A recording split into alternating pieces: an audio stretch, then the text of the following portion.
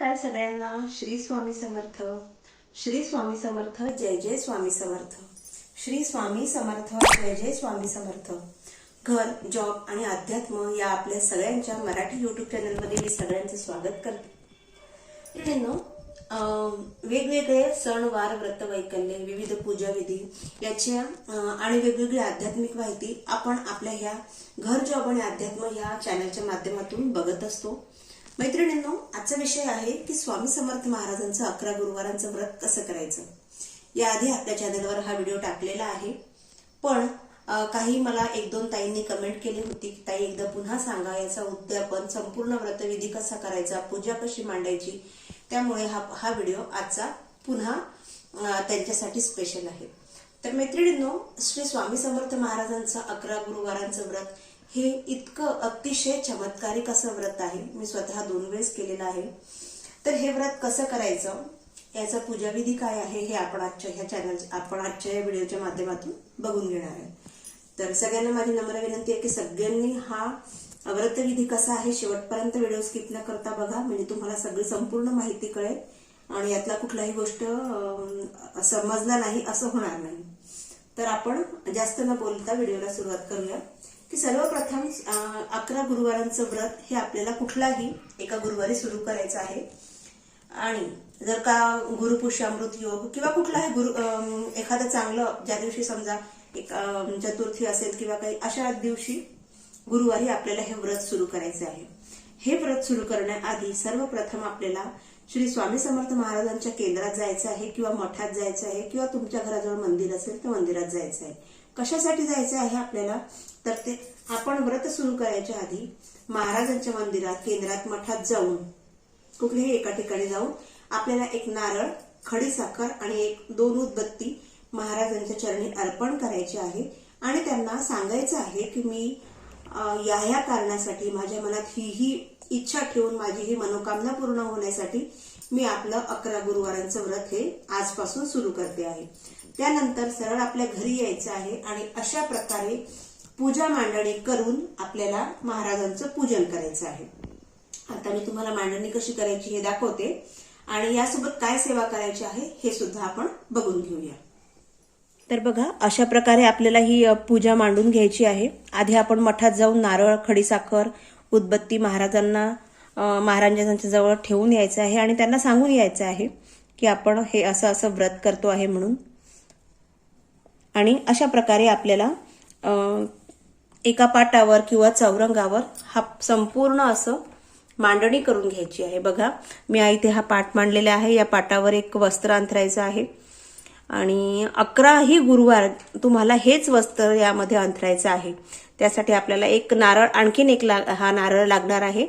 आणि अशा प्रकारे आपल्याला पूजा मांडायची आहे. बघा, पाटाभोवती रांगोळी काढायची आहे.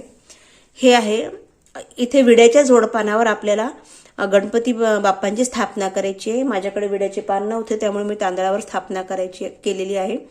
हा व्हिडिओचं शूट आहे हे, पण तुम्ही नक्की विड्याचं पान घ्या. इथे गणपती बाप्पांचं स्थापना करायची आहे. तुमच्या घरी जर स्वामी समर्थ महाराजांची मूर्ती असेल तर मूर्तीची स्थापना करा.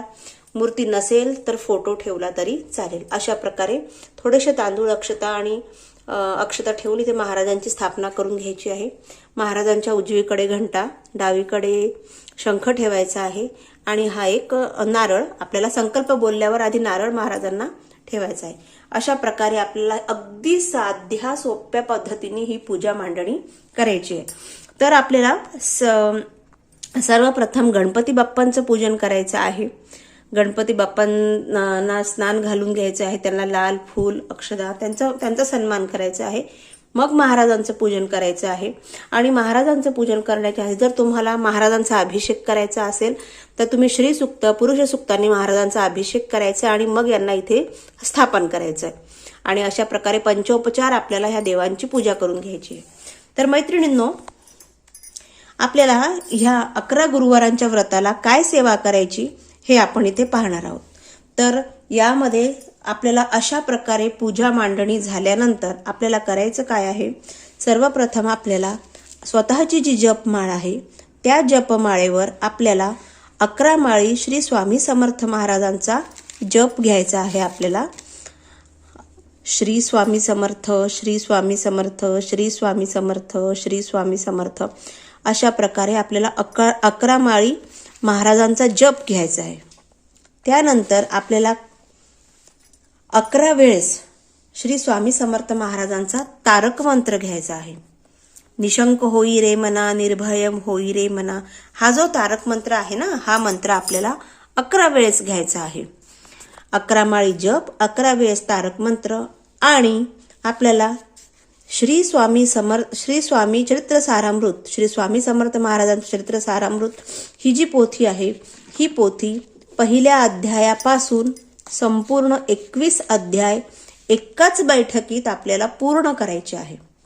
पुन्हा एकदा सांगते, ही स्वामी चरित्र सारामृताची पोथी आपल्याला एक अध्याय, सुरुवातीच्या अध्यायापासून 21 अध्यायापर्यंत एकाच बैठकीमध्ये आपल्याला ही सेवा पूर्ण करायची आहे.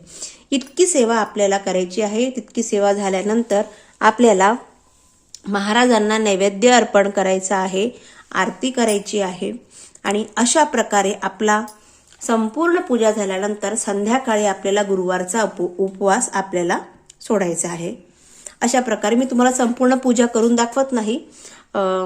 तुम्ही आधीचा पण व्हिडिओ बघून घ्याल. आधीच तुम्हाला सगळ्यांना माहिती आहे, जे बेसिक पूजन आहे तेच करायचं आहे आपल्याला. गणपतींचं पूजन, हे महाराजांचं पूजन, आणि नंतर हातात नारळ ठेवून त्यांना मनात आपला संकल्प बोलायचा आहे. तुम्ही काय इच्छा मनात ठेवून तुम्ही हे व्रत करताय हे त्यांना बोलायचं, आणि मग नारळ ठेवायचा आहे. नारळ तुम्हाला 11ही दिवस हाच नारळ ठेवायचा आहे. आणि ज्यावेळेस तुम्ही सर्वप्रथम पूजा मांडणार आहात, त्यावेळेस सर्वप्रथम तुम्हाला हातात पाणी घेऊन हातात पाणी घ्यायचं आहे आणि आपल्याला संकल्प बोलायचा आहे, आणि मग हा संपूर्ण पूजाविधी करायचा आहे. अशा करते तुम्हाला मी थोडक्यात सांगितलेलं आहे, पण तुम्हाला समजलं असेल. अशा प्रकारे बघा, खूप साधा सोपा पूजाविधी आहे. फक्त सेवा आपल्याला 11 माळी श्री स्वामी समर्थ महाराजांचा जप, 11 वेळेस तारक मंत्र, आणि संपूर्ण हे पोथीचं पारायण आपल्याला गुरुवारी करायचं आहे, आणि मग आपल्याला उपवास सोडायचा आहे. अशा प्रकारे संपूर्ण 11 गुरुवार आपल्याला हे पूजन करून घ्यायचं आहे. आणि 11व्या गुरुवारी आपल्याला काय करायचं आहे, आपलं उद्यापन म्हणून आपल्याला, तुम्हाला तुमची जर इच्छा असेल अन्नदान करायची, तर तुम्ही 11 मुलं जेव घालू शकता, 5 मुलं जेव घालू शकता, किंवा तुम्ही एखादी सवाष्ण बोलवून तिला जेव घालून तिची ओटी भरून तुम्ही हे उद्यापन पूर्ण करू शकता. अशा प्रकारे आपल्याला अगदी साध्या सोप्या पद्धतीने हे श्री स्वामी समर्थ महाराजांचं 11 गुरुवारांचं व्रत हे पूर्ण करायचंय. मैत्रिणींनो, इतकं छान आणि इतकं चमत्कारिक व्रत आहे हे. तुम्ही नक्की ह्या व्रताचा संकल्प घ्या, व्रत पूर्ण करा, आणि महाराजांचा कृपाशीर्वाद प्राप्त करून घ्या. महाराजांच्या अस्तित्वाची अनुभूती तुम्हाला या व्रताने आल्याशिवाय राहणार नाही. तर पुन्हा भेटूया. तोपर्यंत सगळ्यांना श्री स्वामी समर्थ, श्री स्वामी समर्थ, जय जय स्वामी समर्थ. श्री स्वामी समर्थ, जय जय स्वामी समर्थ.